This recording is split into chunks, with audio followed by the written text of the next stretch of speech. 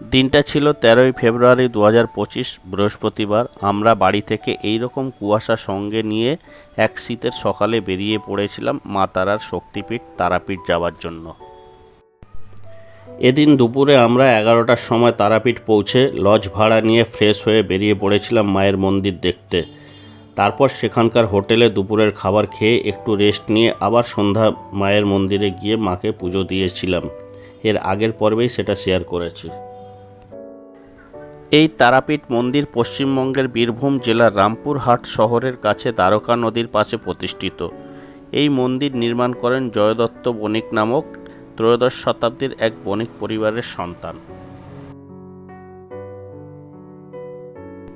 এই তারাপীঠ মন্দিরের দূর দূরান্ত থেকে প্রতিদিনই প্রচুর পরিমাণে মায়ের ভক্তরা আসেন এবং পুজো দিয়ে থাকেন। এমনকি পার্শ্ববর্তী রাজ্য বিহার থেকেও প্রচুর পরিমাণে মায়ের ভক্তদের আসতে দেখা যায়।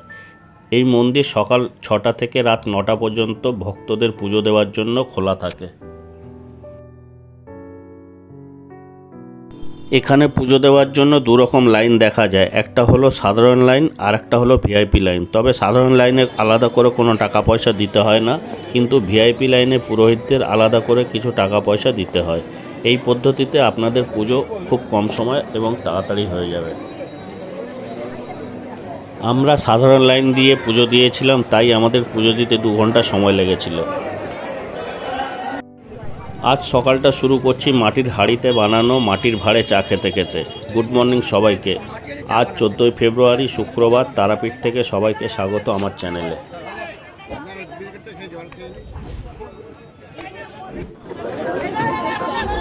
চা পর্ব শেষ করে আমরা চলে এলাম এখন তারাপীঠ মহাশ্মশানে। এই মহাশ্মশানও মা তারা মন্দিরের মতনই সমান গুরুত্বপূর্ণ একটি স্থান। এখানেই সাধক বামদেবের মন্দির ও মা তারার চরণকমল মন্দির রয়েছে।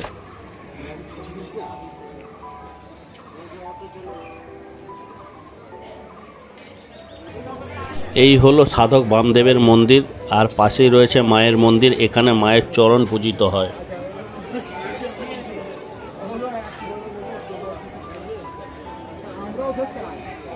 এই হলো মায়ের মন্দির।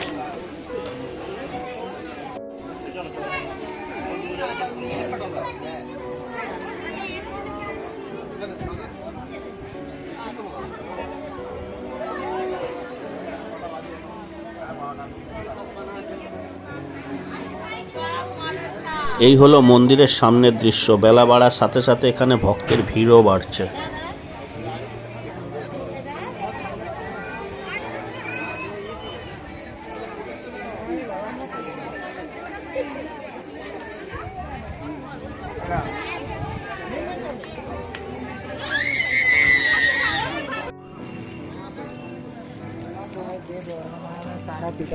এই শ্মশান চত্বরে অনেক তন্ত্র সাধকদের দেখতে পাবেন, যারা এখানে বসে আছেন।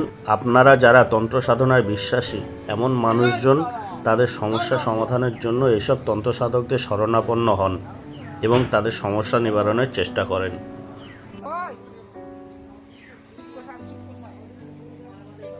এখন আমরা শ্মশান চত্বর ঘুরে দেখছি। শ্মশানে এখন আর আগের মতো কাঠে পোড়ানো হয় না বললেই চলে, তাই এখানেও এখন কাঠের পরিবর্তে ইলেকট্রিক চুল্লি বসানো হয়েছে।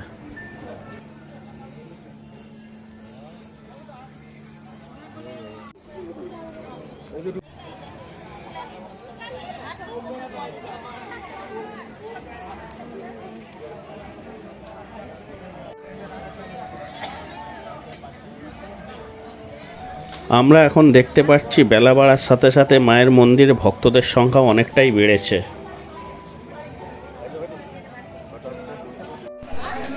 এখন ঘড়িতে সময় দুপুর 12:30। আজ আমরা বাড়ি ফিরবো, তাই আমরা আবার একবার মায়ের মন্দিরে এলাম।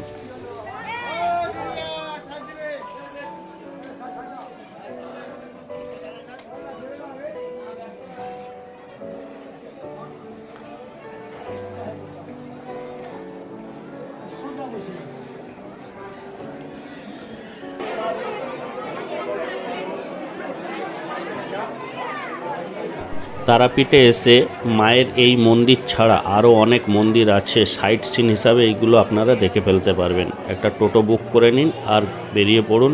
দেখে আসতে পারবেন জগন্নাথ মন্দির, ইস্কনের মন্দির, শ্রী শ্রী নিত্যানন্দ মন্দির, এইসব মন্দিরগুলি।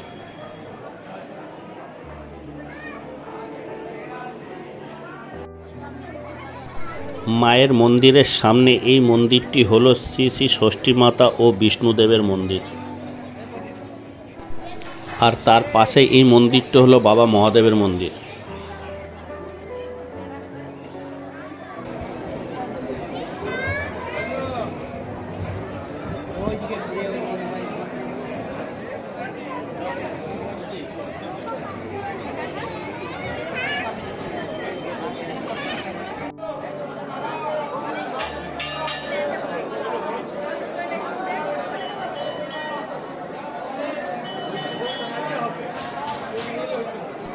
এখানে এই লাইন দিয়ে আছে মানুষজনকে দেখতে পাচ্ছেন, এটা হলো পুজো দেওয়ার জন্য ভিআইপি লাইন।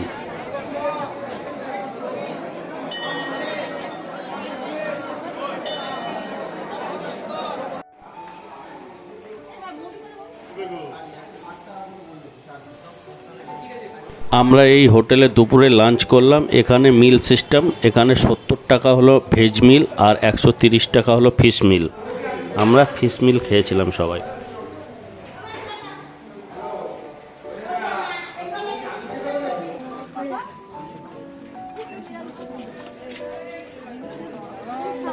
সবাই মিলে আমরা সিঁদুরের কথা নিলাম একটা করে। কত দাম নিল? এগুলো দাম 130 টাকা, এগুলো একটু ছোট, সেগুলো 110। এরপর কিছু কেনাকাটি করে আমরা লজে ফিরে এলাম।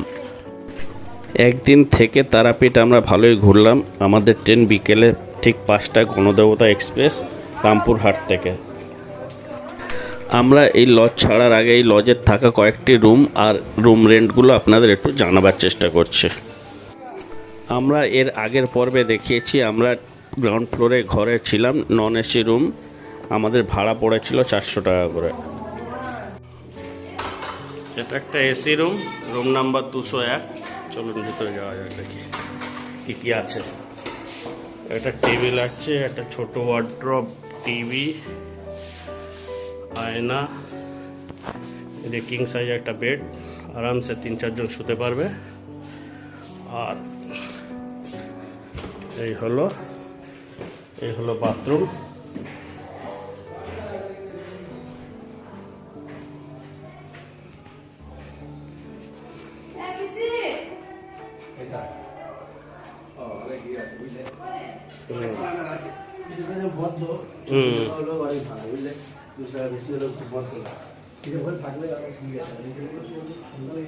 ব্যালকনি, চেয়ার টেয়ার সবই আছে।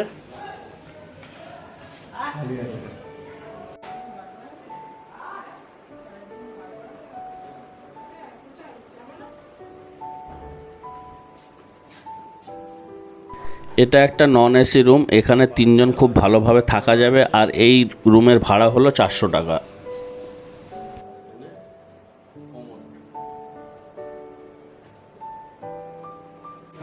হলো 207।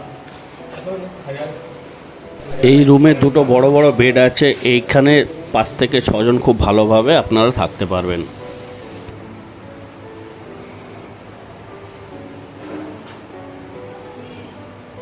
এটা দাদা এসি সমেত গরমের সময় কেমন ভাড়া? এটা 1500। 205। এখানেও দুটো বেড, এদিকে একটা। 4 জন 6 জন। এই হোটেল ভাড়া সব সময় এক থাকে না, সিজন হিসাবে ওঠানামা করে।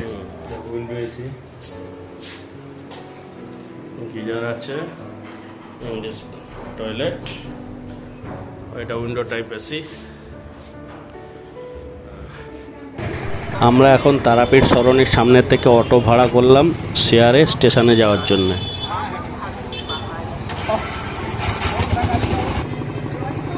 সব এবার চলে যাচ্ছি, ট্রেনের টাইম হলো 5টা। আমরা এখন রামপুরহাট যাচ্ছি, সেখান থেকে আমাদের ট্রেন বিকেল 5টায় গণদেবতা এক্সপ্রেস। এই ট্রেন রামপুরহাট থেকে বিকেল 5টায় ছেড়ে হাওড়ায় পৌঁছাবে রাত 9টা 40 মিনিটে। 218 কিলোমিটার পথ যেতে আমাদের এই ট্রেনের সময় লাগবে 4 ঘন্টা 40 মিনিট।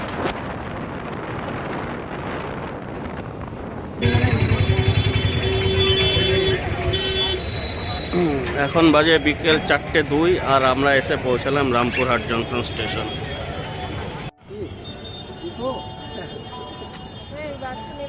দেবো তো 300 হয়ে যাবে না পেয়ারা মাখা হবে এবার আমাদের।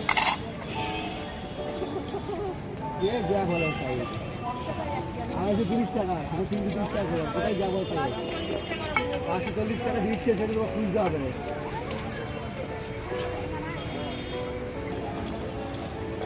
আমার বাড়ির লোক দেখে ঠকে যাচ্ছে একটু ভালো করে দেন তো। সে যেন বলে যা পয়সা দেওয়াটা সার্থক হয়েছে।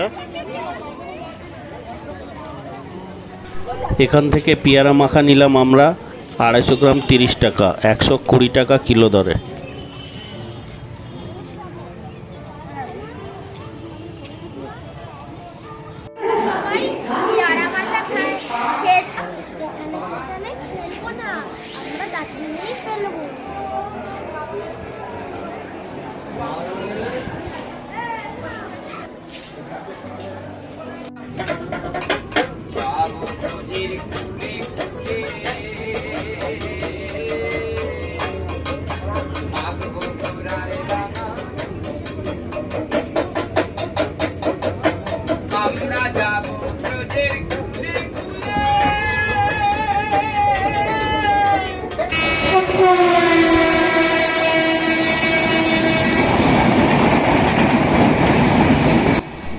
আপনারা হাওড়া বা শিয়ালদা থেকে আসতে পারবেন এমন কয়েকটি ট্রেনের নাম এবং সময়সূচি স্ক্রিনে দিয়ে দিলাম।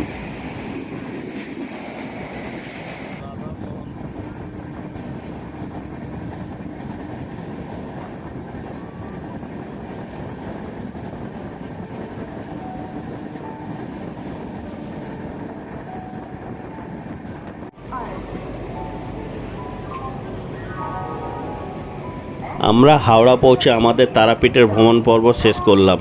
আমাদের ভিডিও ভালো লাগলে লাইক, কমেন্ট আর শেয়ার করতে ভুলবেন না।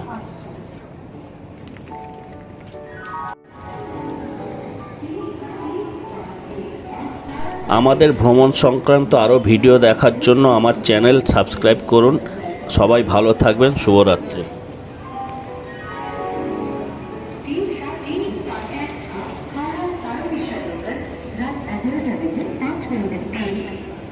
প্ল্যাটফর্ম থেকে ছাড়বে।